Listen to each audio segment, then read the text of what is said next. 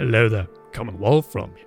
Tears of the Kingdom's open world is massive, but in a different way than Breath of the Wild. Namely vertically through the 20th Zelda game's extensive multi-tiered sky islands, surface and underground sections which are interconnected. But as the saying goes, bigger isn't always better. As such, in this video we'll explore what game mechanics are already confirmed to make the open world better than in Breath of the Wild, along with possible innovations that should be taken from the absolute best open world titles in the last 10 years. So be sure to leave a like, subscribe and press the notification bell, as we are once again going for minimum 3000, and let's get inside Zelda Tears of the Kingdom's better open world.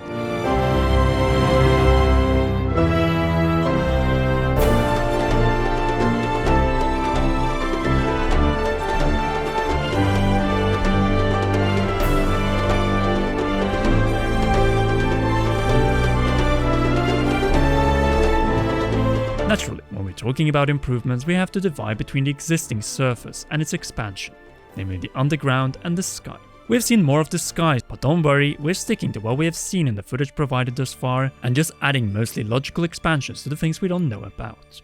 So let's begin with the existing surface. So far, it has received a massive downgrade by removing all ancient Sheikah shrines, towers, and so on, but been massively upgraded with tier replacements and spiral locations instead. Plus fallen sky rocks, just in line with our fucking rocks! Yes indeed, and let's be honest, we already reached and explored all of the Sheikah locations in Breath of the Wild. We've also most likely lost our favorite mode of traversal, the Master Cycle 0, as it was a rune within the Sheikah Slate, one that has been replaced on Link's waist with 8 vials, which might or might not be tied to the time reversal or manipulation tied to the hand.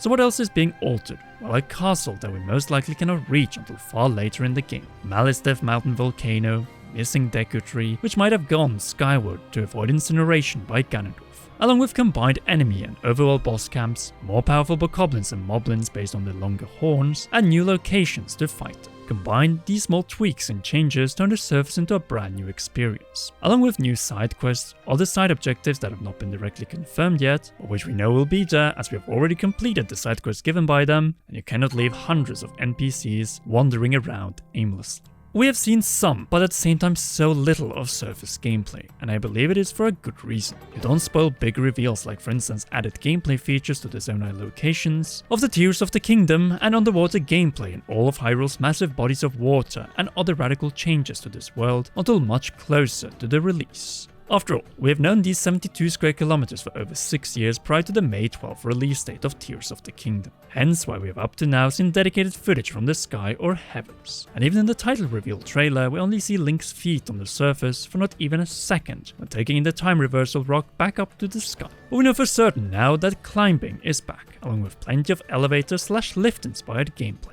But before reaching for the heavens, let's do underground first, thus we now have confirmation of cave entrances on the surface where there previously were none, meaning that this is a substantial replacement for the missing underground Sheikah shrines. Hence it is also interesting to cover, as this layer will contrast the open air surface the most. As here, we are likely to find more traditional 3D Zelda corridor game design, which is typical to Skyward Sword surface provinces, filled with puzzles and enemies blocking the path to further progress deeper into the cave and tunnel system. Fittingly enough, placing these roadblocks on the ground makes far more sense, as this way it follows the organic approach of Breath of the Wild as well as seamless realism. In the previous video, when the game was still called the sequel to Legend of Zelda Breath of the Wild, Never Again, I brought up this 3D model of the map of the world's most famous salt mine, and I think this one illustrated really well how the Zelda team can combine 3 layers of 3D Zelda gameplay in one and the same title. A fusion of 3D Zelda gameplay styles evolved in each of the 3 layers and representing different 3D Zelda games. Specifically, underground, the corridor structure of Ocarina of Time, Majora's Mask, Twilight Princess, and Skyward Sword.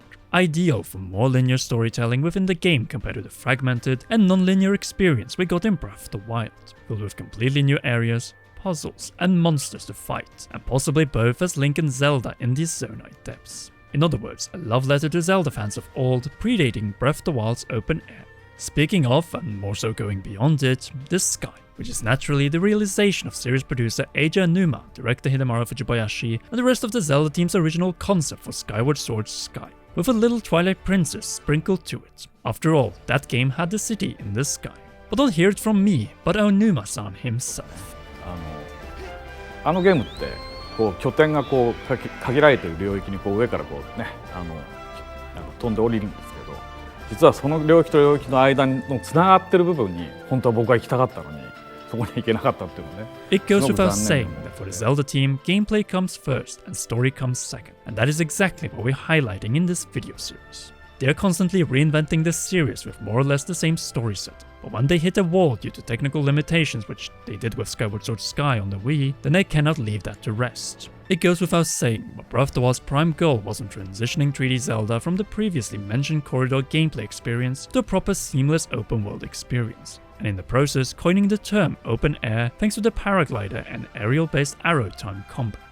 The later DLC added floating platforms in Master Mode, and yes, they were the first hint of the return of physical floating sky-based terrain for Tears of the Kingdom.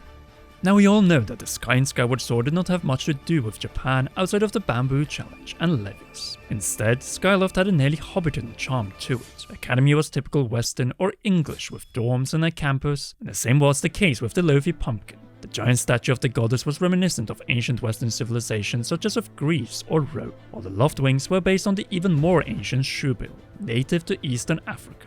Even so, the unrealized potential of the sky and the great reception of the Asian and Japanese elements found in the ancient system of that game created room to turn the once very Western sky of Skyward Sword into the most Japanese territory in any Zelda game.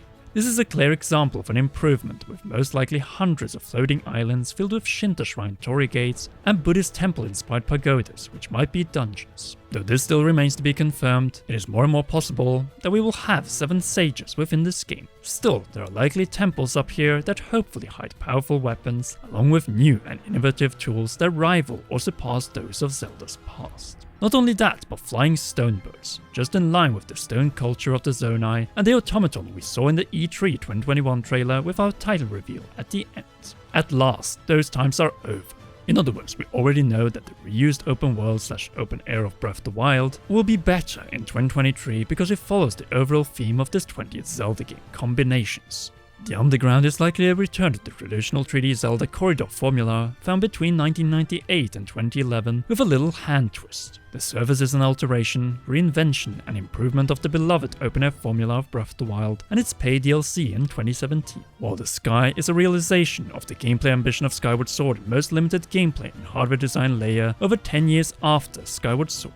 Though what I'm a little bit disappointed with myself, and what we should have guessed prior to the title reveal trailer, is the seamless nature and the actual gameplay confirmed between the sky and surface layers. Not only that, the very fitting combined title reveal/release date trailer hinted a lot towards the multiple layers being one giant seamless vertical open world, without any loading screens between them. I mean the open air approach to this game. A description which has never been more fitting than with the tier upon tier structure of this game. Perfecting, expanding, and combining the multi-layer formula experimented within Zelda's past, and a little from the equally old Studio Ghibli, Castle in the Sky, and Princess Mononoke movies. With that being said, inspiration can also be taken from games that had elements that were better in some regards than what was found in Breath of the Wild. So let's focus on 3 of them from mid-2015, late 2018, and early 2022. Starting with 2015's The Witcher 3 Wild Hunt. Despite not being able to play in the air in this game, the Switcher has most of the elements covered. Urban, rural, land, water, underwater and underground. Plus magic. Lots and lots of magic, or if you prefer, runes. However, if there's one element outside of better water traversal and underground gameplay and combat that Tears of the Kingdom can take from the Switcher, then it is monster variety. Know that the diversity of the monsters found in this game and also the scaling of attack patterns based on the difficulty you play on is something that a 20th Zelda game could definitely benefit from. That and the urban qualities, and then I don't mean the big map of Novigrad and the fights with humans in the streets and monsters in its depths. Instead, the way you cleared a settlement of monsters in order to reclaim it for human settlement and reconstruction. Alright, let's continue with 2018's Red Dead Redemption 2. The reason is that Rockstar's latest open world game prior to Tears of the Kingdom's release is filled to the brim with realistic details that replicate our own world. Elements that Zelda hasn't been close to rival when you couldn't even pet the doggos. Something that the Zelda team must have realized, since in the Champion's Ballad we see Princess Zelda petting and being licked by a dog. Though even after 3 years of waiting, there's still no confirmation of pettable doggos in any of the teasers of the 20th Zelda, so hopefully in the next one. But to put it into other words, more realistic detail. That is the main thing that a game coming out 4.5 years after Red Dead Redemption 2 can take inspiration from. Not at the same level obviously, as that in itself is not possible in a Zelda game or on the Switch in general, but adding more of it to the existing surface and the new underground plus sky is something that could elevate the game truly to an 11 out of 10. Save greater interaction and response to the clothes Link is wearing. Paya should in this case serve as the template here for how people might react to Link's wild behavior.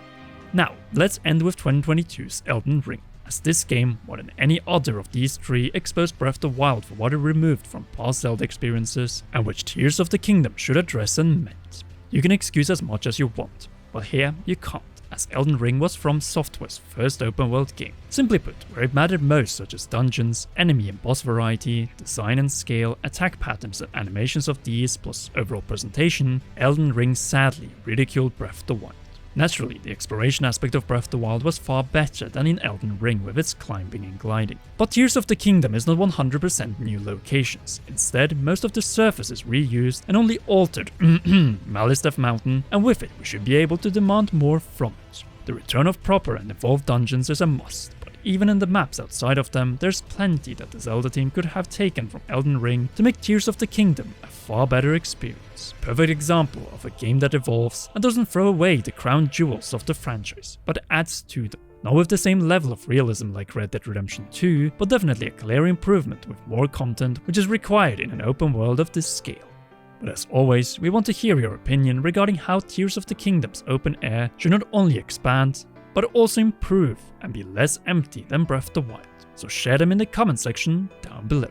If you haven't already, then be sure to share this video, like it, and subscribe to the channel, as more Zelda Tears of the Kingdom and gameplay videos tied to this one are on the way. Last but not least, a big thanks to you for watching, and to all our patreon.com/Come patrons, and in particular our role producer Charles Shush. You rock, and please enjoy one or both of these two awesome videos.